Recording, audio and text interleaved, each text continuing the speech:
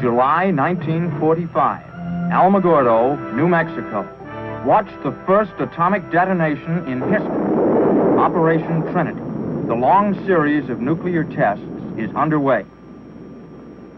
July 1946, Operation Crossroads.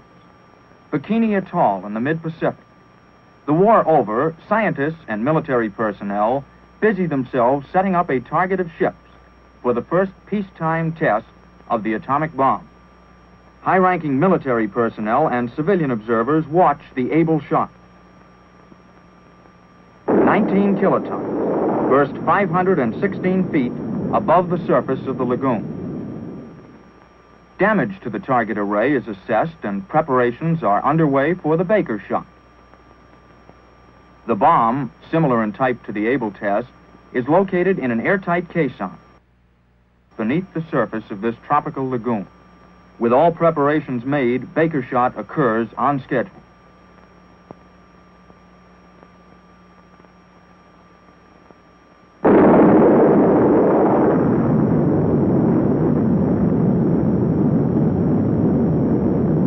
Many impressive and startling effects are observed on this shot, including the first appearance of a base surge, seen here enveloping the target ships.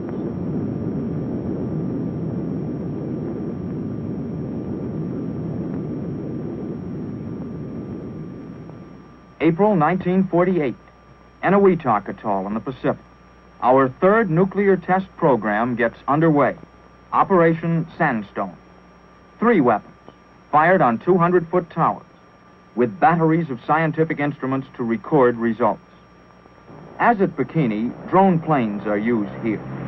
Giant planes, heavily instrumented but without crews, take off to fly through the heart of each atomic cloud, to collect samples of that cloud for detailed radiochemical analysis.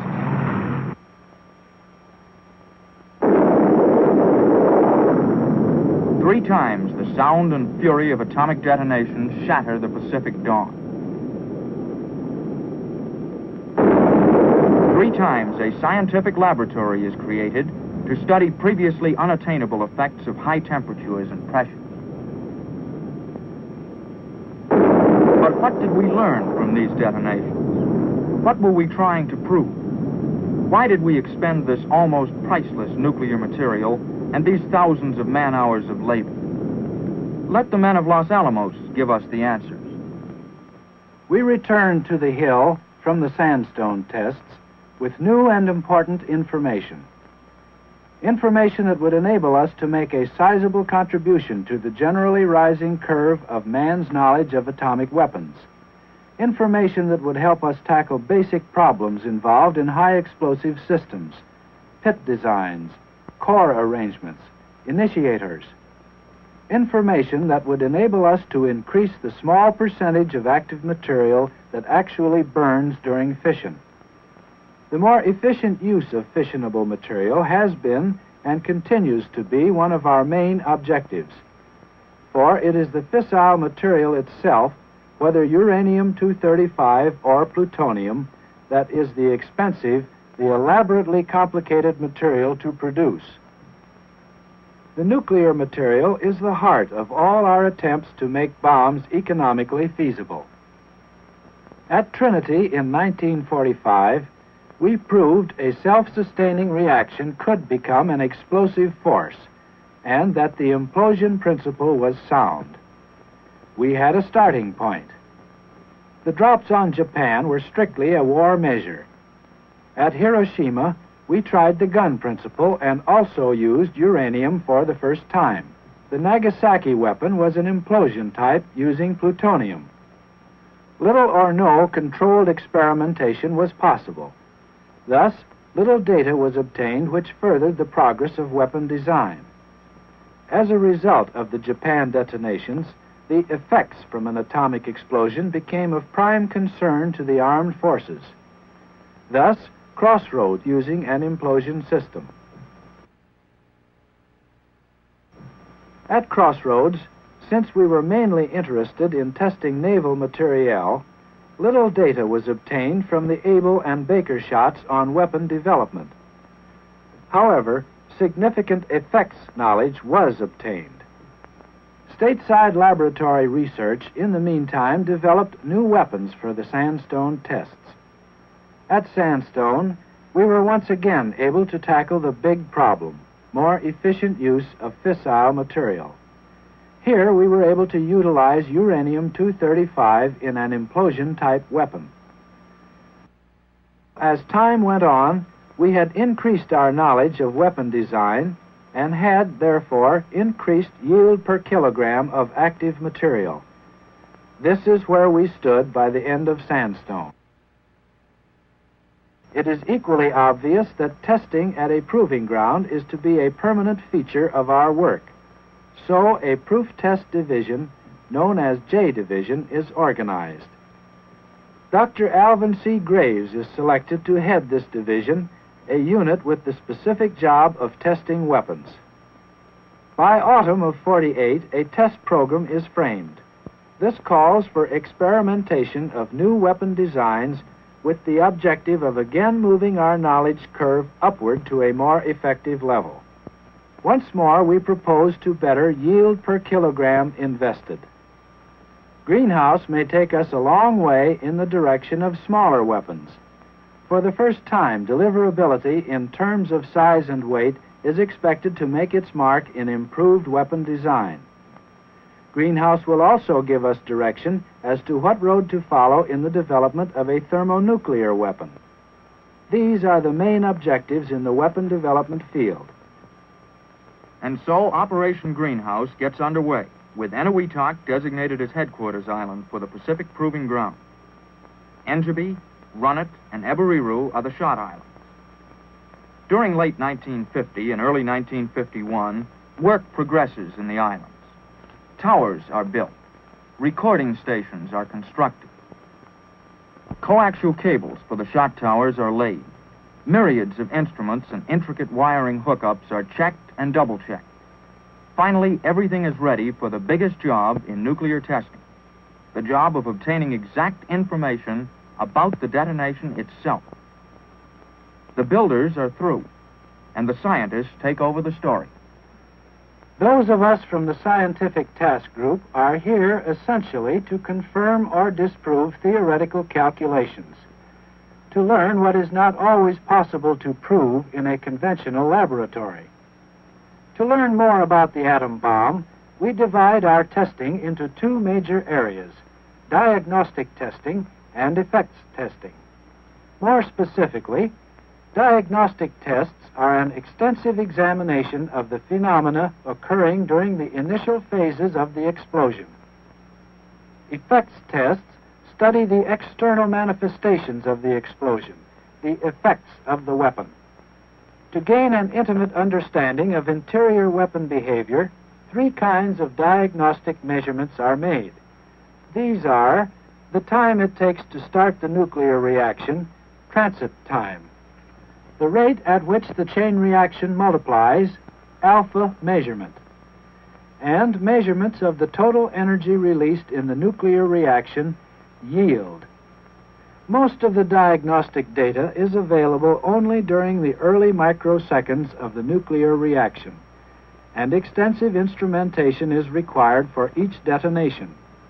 Transit time data, which gives information on the HE system, is cabled down to a recording station and measured by sweep oscilloscopes. Transit time instruments are wired into the same circuit that triggers the detonators of the weapon. Because they are activated by the same impulse, they can literally measure the duration of the implosion, or the time necessary to condense the nuclear material to criticality. Transit time is the interval, then, between the impulse and the appearance of the first gamma ray, which signals the beginning of the fission process. The oscilloscopes are extensively photographed during their microseconds of operation, since transit time is an important index of implosion efficiency and offers a good check of weapon design. The second phase of diagnostic experimentation, giving information on the internal workings of the core, is the alpha measurement.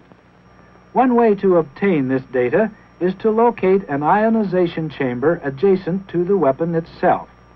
Other ionization chambers, located at ground level, detect later stages of the alpha phenomena.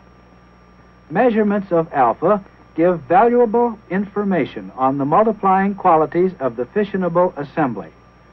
The multiplication rate is vital. It tells us of the growth of fissions in a given length of time. If we are to have more efficient atomic weapons, we must increase the rate at which fissions multiply. As radiations from the fissions are detected, a signal is sent down the coaxial cable to a recording station. The rate of increase of signal strength is recorded by some of the fastest recording equipment in existence today. In addition to the transit time and alpha diagnostic experiments, we have several methods of detecting the success of new weapon designs in terms of yield. Yield is the determination of the total energy released by the nuclear material undergoing fission. This energy is usually expressed in kilotons, 1 kiloton being the force released in 1,000 tons of high explosive. One means of measuring yield is to attach filter traps to drone aircraft and send them into the core of the atomic cloud immediately after the blast. Nuclear ashes or samples of the residue material saturating the cloud are collected in the traps for radiochemical analysis to determine the total number of fissions that have occurred. Since we know the yield per fission and measure the total number of fissions, the yield of the bomb can be computed. The SNAP sampler, a device new to atomic testing, is another way of collecting debris for radiochemical analysis. Samplers of the air type and samplers of the ground type are arranged in a semicircle close to the base of the tower. In addition to these methods of collecting samples of fission fragments, Greenhouse will test rockets for the first time to see if they are practical as sample collectors. The rockets will be fired just prior to shot time. They will travel in a long arc and pass through the cloud at approximately 5,000 feet. It is hoped that on the pass-through, they will collect samples in much the same way as drone aircraft. Another measure of yield is made with high-speed still and motion picture cameras, which record the rate of growth of the fireball. The more energy developed in the reaction, the faster it expands. To repeat, the diagnostic experiments are concerned with the behavior and phenomena of the weapon itself. Shot number 1, dog. The objectives of the test of the Howe weapon were to prove a weapon of higher yield and efficiency than currently stockpiled. The predicted increase of efficiency made possible by the Type D pit was confirmed. Shot number 2, easy. The objective of the test was to prove a lighter and smaller weapon with acceptable efficiency. The feasibility of obtaining acceptable efficiencies with lighter and smaller weapons was confirmed, and thereby future weapons design was advanced. Shot number 3, George. A step was taken along the path to thermonuclear weapons by the achievement of a fusion reaction.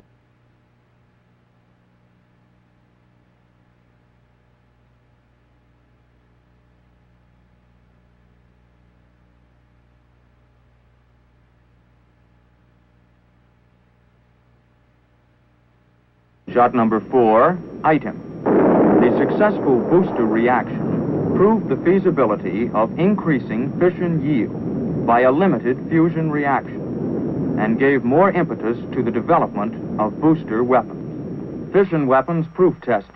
Physics experiments run on thermonuclear reactions. Military and civil defense knowledge immeasurably increased. This was the accomplishment at Runnet, at Engebi, at Eberiru in the spring of 1951. Once more, the Pacific Proving Ground has proved its value, but the job is far from complete. Each test series leads inevitably to new developments requiring still more tests, more frequent than are practical at distant NOE talk, where logistic problems make it difficult to run more than one test a year. We need a site much closer to home, a site in the continental United States. But where? For a long time, as a matter of fact, ever since Trinity, men from Los Alamos had been eyeing the great barren stretches of the Southwest. This region, for the most part, fits the bill. Isolated from centers of population, with favorable winds, with the necessary consistency of soil and formation of earth strata below. And so beyond a World War II training base, to the north of an early-day Nevada stage stop called Indian Springs, 65 miles north and west of Las Vegas, an atomic range was established. A test site of over 400 square miles of flatbed valleys, mingled with mountains of solid rock, whose veins once colored history with gold and silver. A range remote from civilization, isolated, forgotten as the names of the men who once made their fortunes here. In the pre-dawn hours of January 1951, this long deserted countryside came once more into international focus with Operation Ranger, the test of 5 atomic bombs, 5 successful airdrops that saved the weapons research program months of time, considerable money, and helped Los Alamos prove the radical new idea of small atomic bombs. Soon after Ranger, another use of the Nevada test site was apparent. This was a chance for the military to get more information in a shorter space of time on the effects of atomic weapons. Vital facts. For what good are atomic weapons without full knowledge of what they can really do and how we can be protected against their effects? Thus, Operation Buster was born. In the fall of 1951, the combined operation Buster Jangle was held at the Nevada Proving Ground.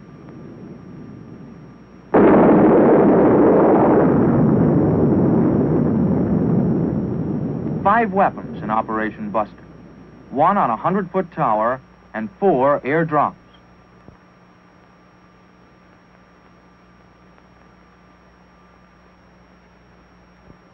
A tent city, Camp Desert Rock, was activated and occupied by observers from all the services, arriving here from all corners of the earth to participate in an atomic maneuver. Here they receive extensive indoctrination by experts from the Armed Forces Special Weapons Project in the expected phenomena of the detonation, and by Camp Desert Rock personnel on the assumed tactical maneuver. Early on shot morning, they load into trucks and buses for the long trip to the target area.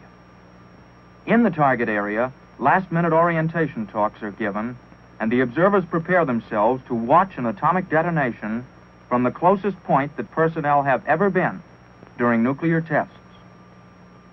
Following the detonation, the troops move forward to the ground zero area to inspect the effects of the bomb.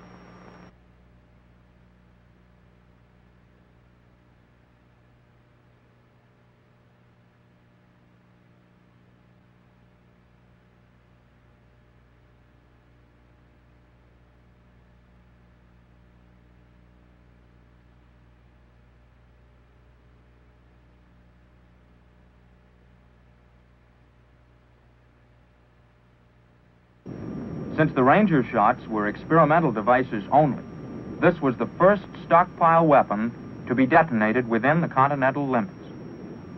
Operation Jangle, immediately following Buster, was our first test of surface and underground atomic detonations, designed to study military effects of these types of bursts. Jangle number 1, the surface shot, heavily instrumented to study energy coupling in the Earth itself. This low-lying cloud is hot with radioactivity trapped in Earth particles thrown out by the force of the explosion. In a little while, ground monitors mark off the outer limits of personnel re-entry into the blast site. In the fringes and interior of the crater itself, the spot that once was ground zero, there are soil specimens of great value if they can be collected before their short-lived radioactivity dies. Remote-controlled Army weasels, drone weasels, are warming up for this collecting job. A compact television camera mounted on the front of each weasel will inspect the terrain as they go and relay the picture back to their guiding control station. Scoops on the front of one drone will gouge out and bring back surface samples of the crater dirt. A drill rig mounted on the back of the other weasel will bore down and secure cores, which will tell the story of subsurface radioactivity. Now the push is on for Jangle 2, the underground detonation.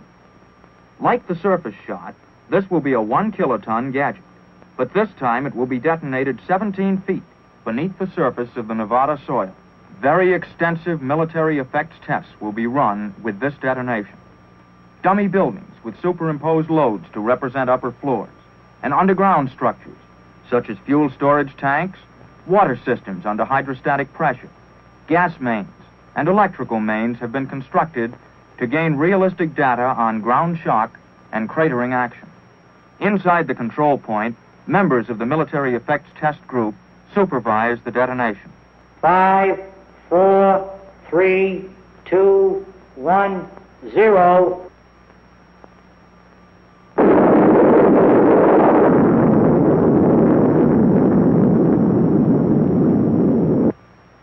After the detonation, test structures are studied, and the many scientific and military personnel involved return to their home bases to evaluate the results of the operation.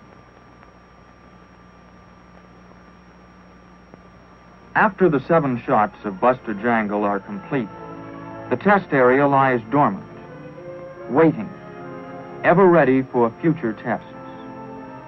Our proving grounds, Enowetok and Nevada, stand ready to aid the scientists and the military in their job of preparedness, of developing weapons and doctrine for any possible future atomic war.